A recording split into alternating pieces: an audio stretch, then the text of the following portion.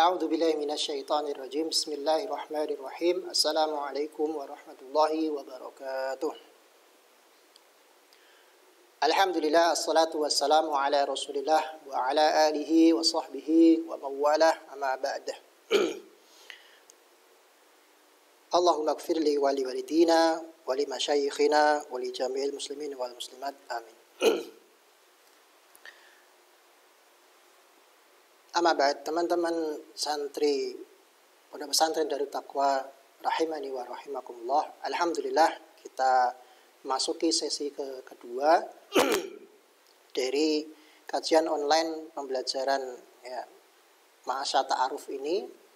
Insya Allah untuk materi yang selanjutnya yaitu berkenaan dengan nasihat-nasihat bagi seorang thalabul ilm.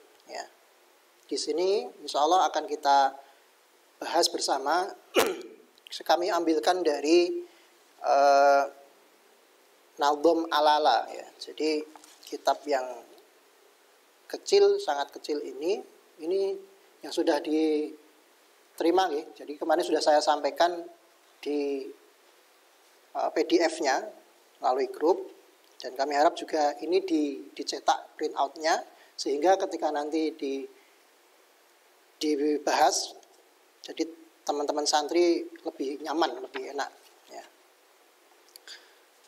Insya Allah untuk kitab ini, karena ini ada beberapa lembar, jadi kemungkinan tidak bisa selesai hari ini. Jadi kemungkinan pembahasannya akan berlanjut besok, insya Allah sampai selesai. Nah, baik, kita mulai. Judul kitab ini kitab Alala, Alala tanalul ilma illa bisittatin. Sedikit saya sampaikan, kitab ini kitab yang sudah terkenal sebenarnya kalau di pondok-pondok kuno, di pondok-pondok yang tradisional. Ini dulu sudah, ini sebagai kitab permulaan, biasanya sebelum memasuki kitab ta'lim atau adab dalam thalabul ilmi, biasanya dipelajari dulu kitab Alala ini sebagai prolognya, sebagai permulaan. Nah, bagi teman-teman yang santri baru mungkin masih agak belum terbiasa dengan kitab. Jadi salah satu ciri atau ciri khas pondok itu nanti kita akan lebih banyak belajar kitab-kitab seperti ini, nadhom namanya. Jadi ada sebuah kalimat syair, kalimat yang memiliki makna, memiliki arti, yang memuat pelajaran-pelajaran penting. Dan nadhom itu nanti bermacam-macam, bisa dalam bidang ilmu adab seperti ini, seperti kitab Alala ini, kitab adab. Kemudian ada nadhom yang dalam ilmu tajwid seperti Tuhfatul Atfal, atau Muqaddimah Al-Jazariyah, dan seterusnya. Dan masih banyak lagi, sehingga insya Allah ketika nanti teman-teman di pondok akan terbiasa dengan belajar model kitab seperti ini. Jadi ini materi ini kami sampaikan secara di awal sebagai pemanasan lah, Mudah-mudahan materi yang kecil ini yang hanya terdiri dari kurang lebih 30 bait, 30 baris kalimat, tapi di dalamnya memuat ilmu yang sangat bagus atau yang sangat penting, yang harus dipelajari, yang harus diketahui bagi seorang penuntut ilmu, terutama santri yang pondok-pondok tradisional ini wajib tahu. Maka ini juga perlu kami ambil. Yang perlu ini, kitab ini juga kami rasa sangat bermanfaat bagi diri saya pribadi atau bagi pengajar dan juga bagi teman-teman sekalian. Maka mudah-mudahan kita mengharapkan keberkahan dari kitab yang sudah masyhur ini. Mudah-mudahan ilmu yang di dalamnya bisa kita ambil dan kemudian kita amalkan, insya Allah. Baik, silakan dibuka di halaman kedua atau di bagian pertama dari pembahasan. Jadi ada sub-subnya atau ada tema-temanya. Yang pertama yang akan kita pelajari adalah syarat-syarat mencari ilmu. Ya. Sebagaimana kita tahu syarat sah wudu, syarat sah sholat, ya. Maka dalam mencari ilmu juga ada syaratnya. Ya. Kalau syaratnya tidak terpenuhi, maka ilmu yang kita harapkan juga tidak akan dicapai. Jadi ini penting. Jadi kalau ini harus dihafal. Ya, biasanya kalau di pondok kita nadomkan atau kita bareng-bareng ya sering baca diulang-ulang. Jadi sebenarnya tanpa harus niat menghafal, ya. Tapi karena sering kita ulang-ulang, maka hafal dengan sendirinya. Ya, itulah keistimewaan belajar di pondok. Ya, karena ini masih dalam online, ya. Tidak tahu ini nanti kemungkinan apakah bisa sama seperti ketika kita belajar secara offline di pondok secara langsung atau tidak. Yang jelas ini perlu kami sampaikan di awal pembelajaran. Ya. Jadi mudah-mudahan ya bisa hafal. Baik, bismillahirrahmanirrahim. Ya, syarat-syarat mencari ilmu. Saya coba bacakan dulu nazmnya atau sedikit saya mulai dulu. Nanti silakan disimak. Kemudian nanti saya jelaskan. Bismillahirrahmanirrahim. Ala la tanalul ilma illa bisittatin sa'umbi ka'an majmu'iha bibayani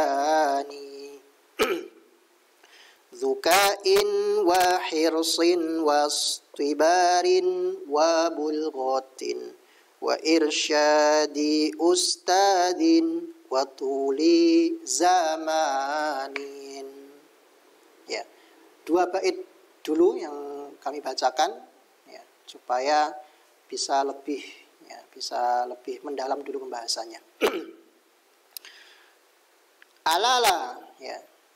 Tanalul ilma illa bisittatin sa'unbika an majmu'iha bi bayani.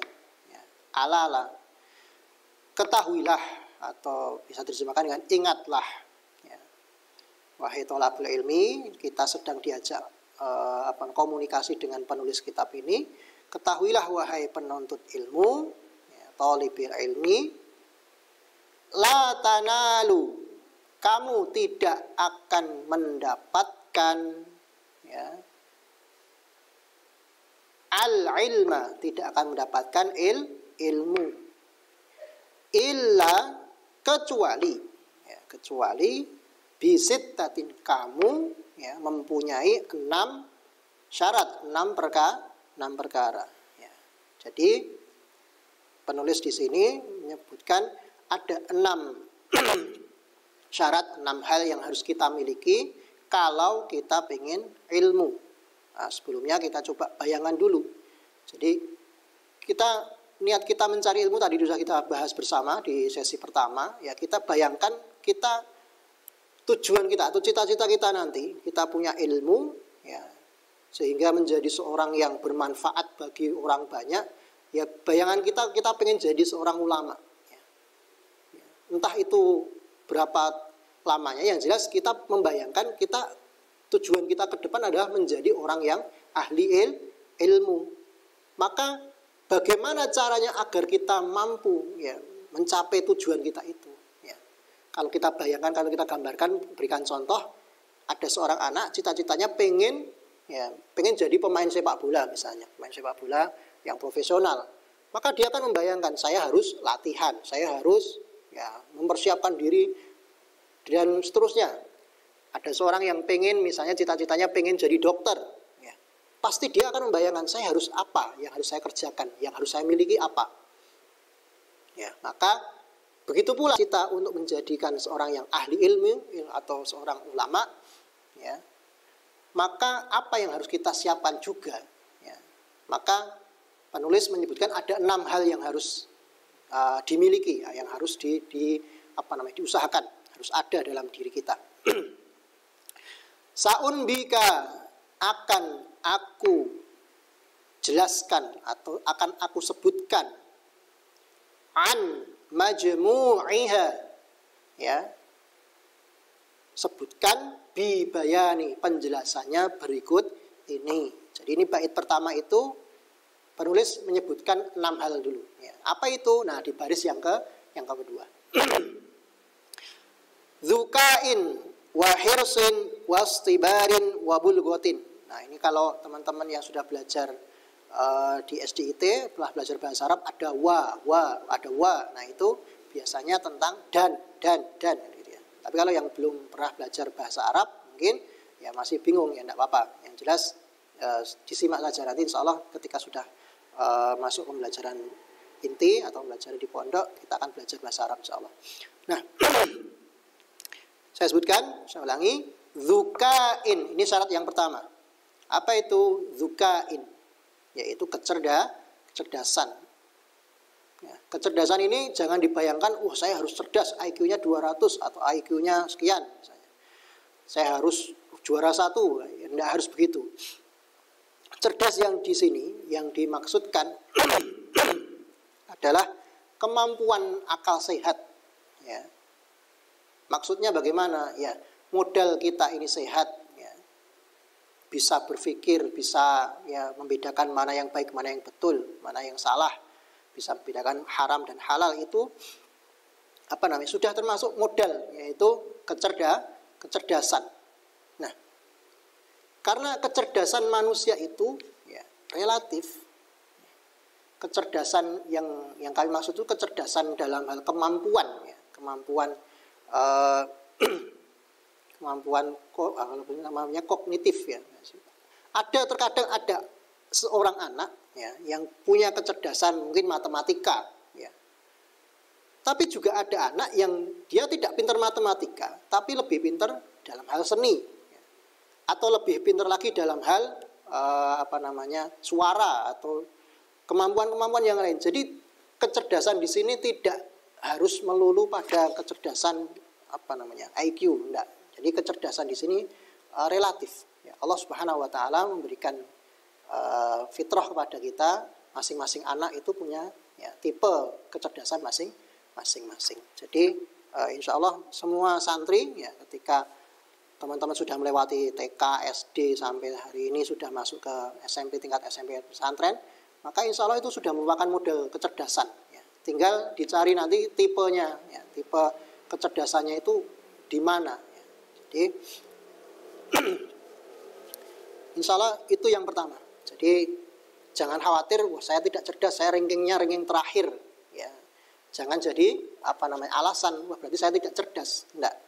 Tapi itu relatif. Jadi tidak perlu jadi halangan. Ya. Ya, ada beberapa kisah ya. Ada terkait tidak harus cerdas. Ya. Contohnya Ibnu Hajar Al-Asqalani misalnya. Ya. Dulu beliau itu dikenal dengan orang yang tidak cerdas.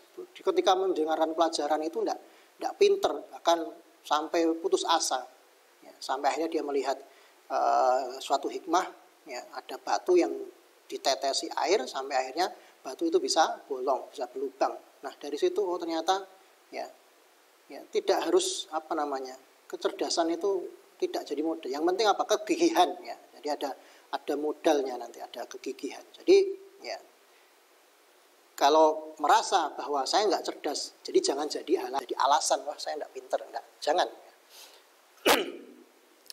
Kemudian yang kedua wahirsin, ya. Apa itu hirsin? Semangat. Nah di sini semangat dulu. Ya.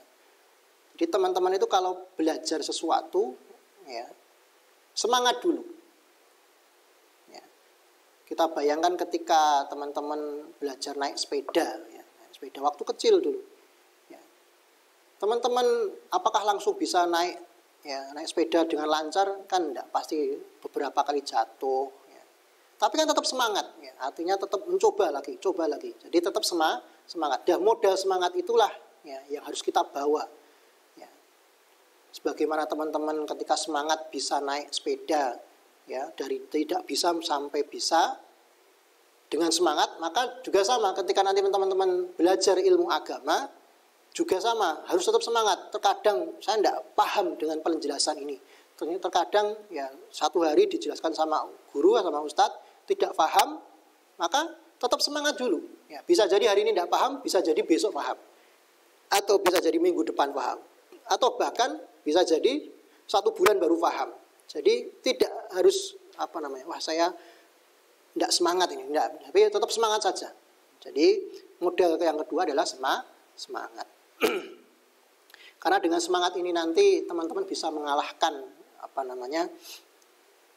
bisa melewati seluruh kesulitan-kesulitan yang ada.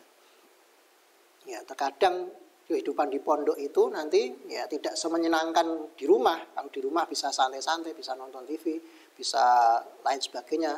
Tapi kalau di pondok ya kehidupannya ya harus ya, serba ya terbatas, tidak bisa sembarangan main, tidak bisa sembarang kemana-mana. Tapi kalau dilewati dengan semangat, insya Allah ya senang saja. Ya. Buktinya apa? Buktinya ya santri-santri yang sudah yang lama, yang lama, mereka di awal-awal dulu, misalnya di awal masuk pondok, mungkin ya ada rasa takut dan lain sebagainya. Tapi bismillah, ya lama-lama nyaman dan semangat dalam thalabul ilmi. Jadi semangat dulu, ini modal yang kedua. Kemudian yang ketiga, apa modalnya? Yaitu sabar. Ya. Jadi yang perlu dilatih juga adalah kesabaran. Apa itu sabar? Sabar itu ya kemampuan seseorang ya, ketika menghadapi atau mendapati sesuatu yang tidak menyenangkan. Ya, maka seseorang itu mampu tidak dia bertahan. Ya. Sabar dalam melewati sesuatu yang tidak menyenangkan. Ya. Ketika belajar harus menghafal, misalnya menghafal Quran. Dalam 1 menit, 2 menit, 3 menit, sampai 1 jam terkadang ya lama-lama berat rasanya. Tapi sabar enggak? Nah, itu namanya sabar. Ya. Terkadang ngantuk juga harus tetap belajar misalnya. Itu juga harus sabar. Nah, di dunia pondok biasa ya, anak-anak dilatih untuk sabar. Karena apa? Dengan kesabaran ini akan membekas nanti sampai kehidupan dewasa. Ya. Teman-teman yang hari ini mungkin masih usia-usia SMP, kita latih di sini untuk bersabar dalam thalabul ilmi, bersabar dalam ya hidup mandiri di pondok. Kita berharap ya model kesabaran ini akan terbawa terus nanti sampai kehidupannya. Ya, entah jadi orang tua, entah jadi keluarga yang di masa depan. Maka kita berharap ya karena telah belajar bersabar di pondok, maka biasa menghadapi kehidupan di luar. Nah, gitu. Jadi model yang ketiga bersabar. Sabar juga dalam hal ya mendengarkan materi, ya. Sabar dalam hal kalau mungkin di pondok masakannya atau makanannya sederhana tidak seperti di rumah ya harus sabar, ya. Dan lain sebagainya. Yang jelas harus sabar, ya.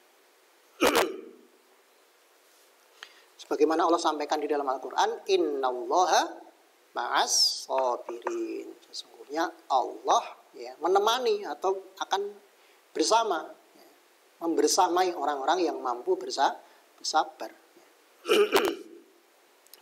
Kemudian yang keempat, syarat yang keempat adalah biaya.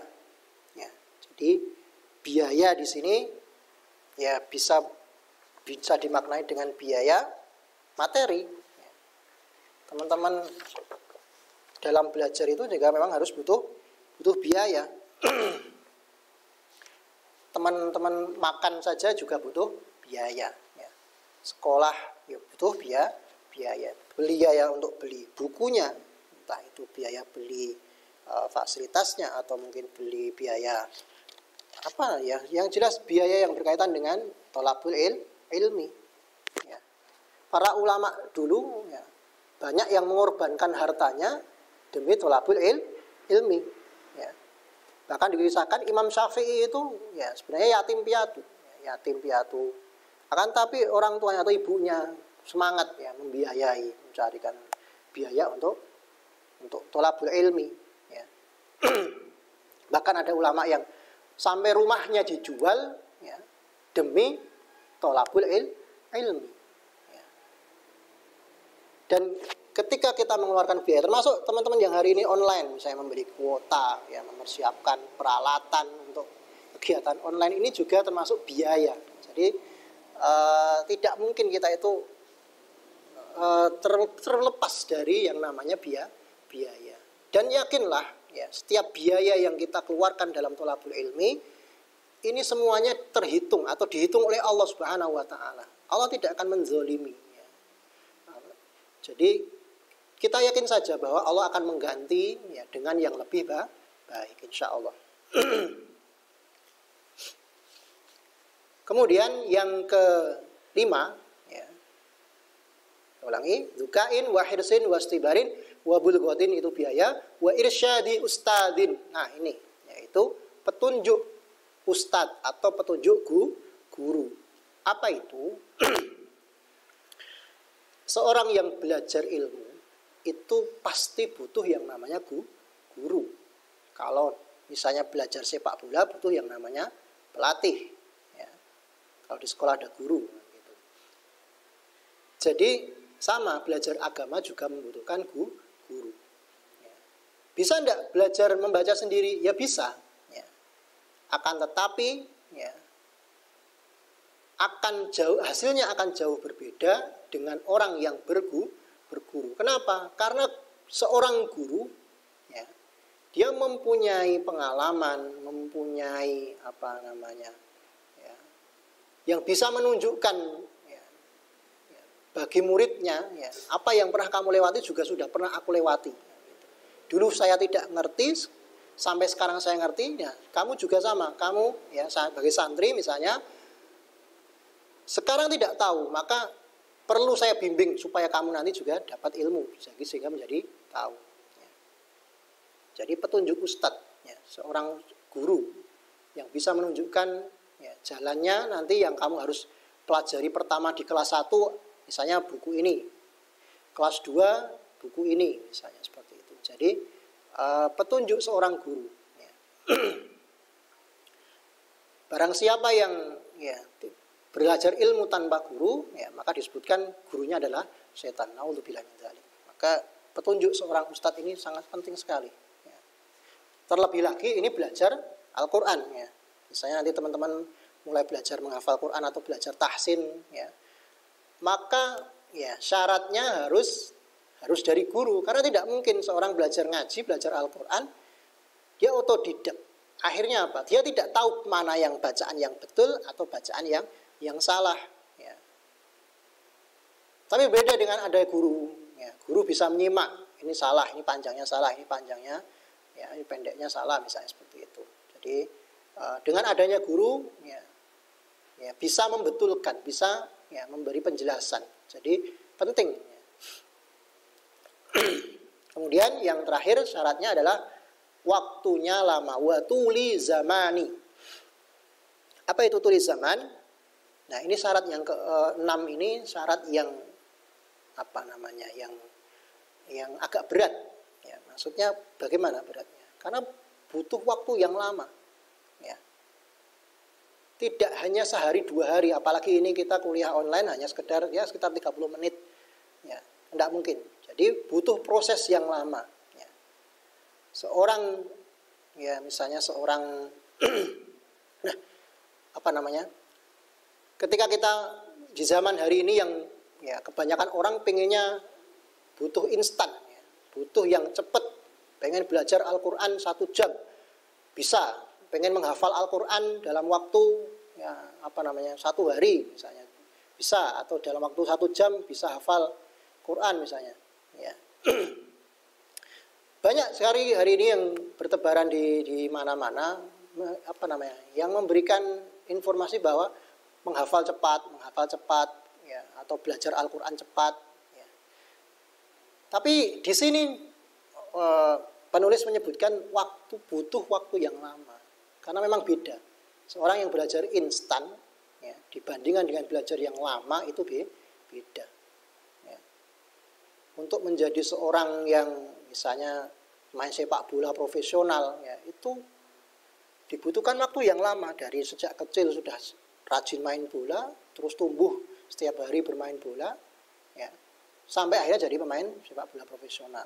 Untuk menjadi dokter dia harus kuliah, ya, berapa tahun, 4 tahun, nanti harus melanjutkan lagi spesialis berapa tahun lagi misalnya seperti itu.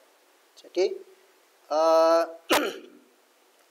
begitu pula ya, ketika kita ini belajar ilmu agama ini, maka membutuhkan waktu yang lama. Ya, Imam Syafi'i itu sejak kecil sudah menghafal Al-Quran. Ya. Dan sampai usia belasan, usia 14 tahun sudah menjadi mufti. Artinya waktunya dari umur 7 tahun menghafal Quran sampai menjadi mufti itu ya panjang, 7 tahun lebih. Ya. Tidak hanya sekedar 1 tahun atau 2 tahun. Maka di jenjang SMP atau di jenjang pondok pesantren kita ini, jenjang SMP yang kurang lebih selama 3 tahun, yaitu apa yang akan kita pelajari mungkin baru sekedar ya, permulaan ilmu atau dasar dari belajar ilmu. Misalnya belajar bahasa Arab ya, atau belajar tahsinnya atau belajar hafalan Qur'annya, mungkin baru sekedar dasar.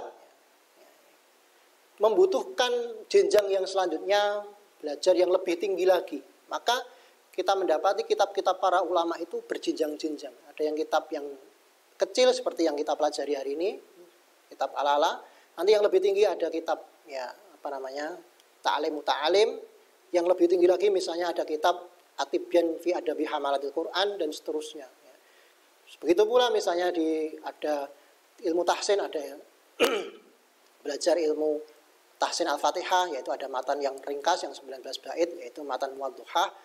Kemudian ada lagi matan yang lebih panjang lagi, matan Tuhfatul Atfal 63 bait, dilanjut ada matan yang lebih tinggi lagi, misalnya matan Al-Jazari yang jumlahnya 109 bait dan seterusnya. Jadi butuh waktu yang lama. Ya, yang jelas dilewati. Jadi seorang santri itu harus melewati tahapan belajar ini ya, dengan penuh kesabaran, dengan penuh semangat. Ya. Yang jelas akan butuh waktu yang lama. Tidak hanya sekedar 1 tahun, 2 tahun, 3 tahun. Lebih insya Allah. Jadi jenjang yang akan kita tempuh nanti selama kurang lebih 3 tahun. Mudah-mudahan itu sudah teman-teman akan belajar selama kurang lebih 3 tahun di sini.